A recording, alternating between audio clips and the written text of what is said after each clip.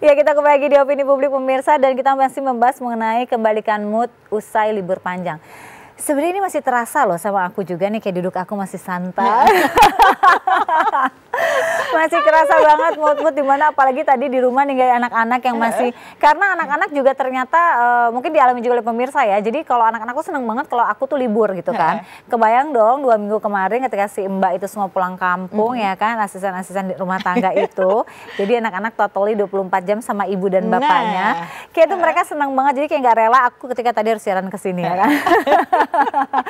Nah ini juga ternyata kayak karena aku masih punya balita ya, mungkin juga pemirsa mengalami nih. Kalau buat si kecil yang si balita ini menjelaskan bahwa nempel banget ya, kan, bahwa ibunya harus mulai kerja lagi ya nak, gitu. Itu kan harus pelan-pelan lagi nih ya kan. Ini ada cara-caranya nggak sih buat balita ya, terutama buat balita. Kalau buat balita ketika ibu kembali bekerja tentunya sama kuncinya H-3 itu sudah mulai harus dibiasakan. Jangan kelewat, maksudnya jangan pas hari H langsung diputus. Maksudnya langsung besok masuk kantor, atau anak kan jadinya merasa sangat kehilangan. Dan itu nggak bagus juga sih.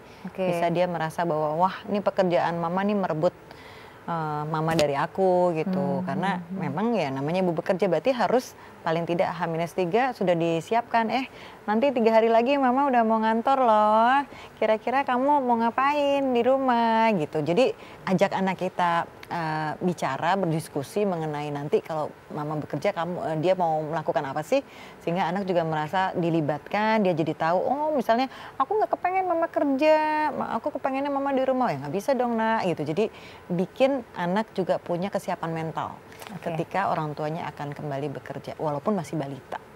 Nah kan susah gampang kan, karena ternyata sebenarnya perpisahan itu bukan anak yang nggak mau sih. Ibunya juga nggak rela, kayak aku tadi gitu, terus suami ini kan biasanya jam segini udah untel-untelan di kamar, udah tidur, tiba-tiba sekarang harus pisah lagi gitu ya, karena memang dari orang tuanya juga harus sedikit tega ya Mbak Ajeng ya, buat mau pisah sementara karena bekerja ya. Nah terus Mbak Ajeng ini nih, kalau misalnya anak-anak kuliah tadi dari yang balita, SD ya kan. Nah yang kuliah gimana nih? Kadang-kadang yang kuliah juga rasa malesnya masih tinggi ya kan, sementara tapi mau nyuruh dia bangun dia udah gede gitu.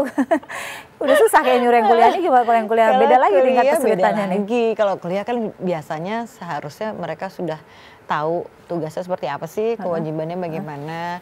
Apalagi kalau kuliah, kalau yang sepanjang aku inget ya, itu udah libur yang 2 bulan tuh Tan. Ya kan, libur 2 bulan, coba kebayang ya, betapa malesnya kita untuk mulai kuliah lagi. Jadi sebetulnya juga udah mulai biasa sih kalau anak-anak kuliah, oke harus kuliah lagi, harus masuk lagi, nggak ada masalah. Biasanya mereka sudah bisa berpikir dengan lebih dewasa. Kalau yang kuliah ini ya, walaupun tetap aja mamanya mesti teriak-teriakan juga ya. Jadi sebenarnya memang mengembalikan mood beraktivitas setelah liburan panjang ini bukan hanya dialami oleh kita para orang dewasa nih.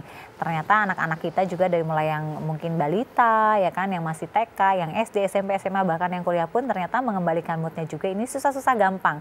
Intinya memang bagaimana kita memotivasi diri sendiri ya. Betul. Tapi mungkin kalau anak-anak dibantulah sama orang tuanya. Boleh loh kasih reward, kalau tadi Mbak Ajeng bilang kan. Boleh lah ya, beliin peralatan sekolah yang baru. Nggak mesti mahal ya, yang penting kan sesuatu yang bikin mereka semangat. Kalau kita boleh nggak sih misalnya beli lipstik baru ya? Boleh banget, beli baju baru, beli hijab baru. Oh iya, sama satu lagi tipsnya adalah ketika kita bekerja, sebaiknya seminggu pertama jangan bawa pekerjaan ke rumah. Oke, seminggu pertama setelah kita masuk kerja jangan membawa pekerjaan kantor ke rumah. Iya, karena anggap di rumah itu masih liburan mini. Kita masih bisa senang-senang di rumah tanpa perlu mengerjakan pekerjaan kantor di rumah. Bergradasi. Iya, bergradasi.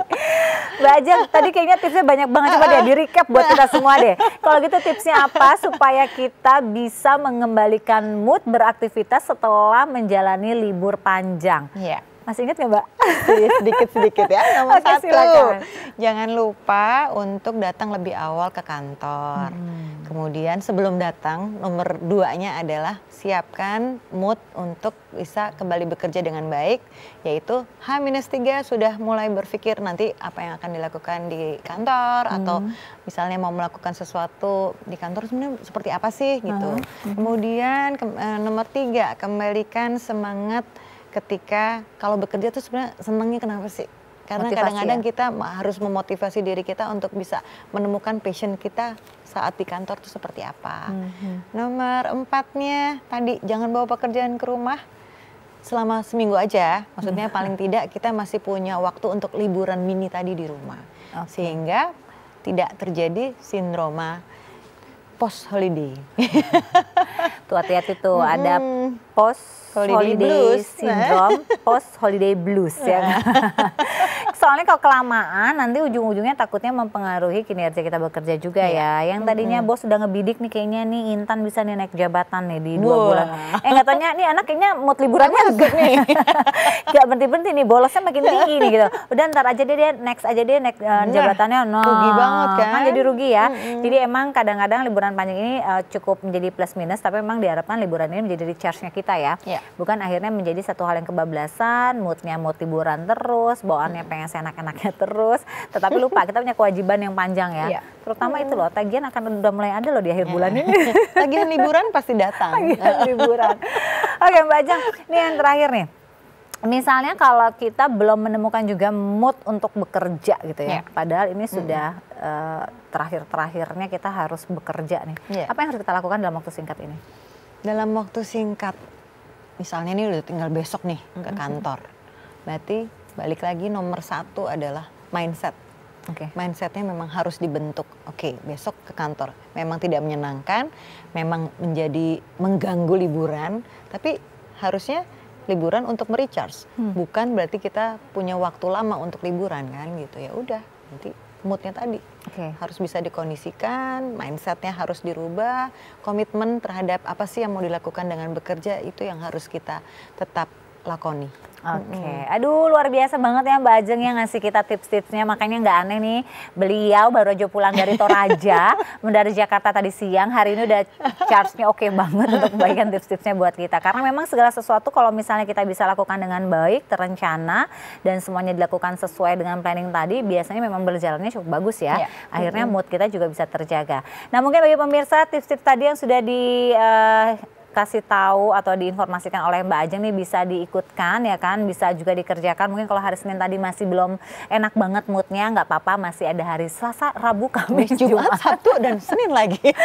Oke, kalau gitu kita harus semangat ya kan, langsung saya semangat di akhir ketika dikatakan closing. Oke Mbak Ajeng, terima kasih banyak atas waktunya, 1 jam bincang-bincang kita. Dan pemirsa jangan malas untuk menyaksikan Opini Publik ya, karena kita masih akan kembali setiap hari Senin sampai dengan hari Jumat di jam 7.30 sampai dengan 8.30 di JEK TV, My City, My TV. Sampai jumpa, bye-bye.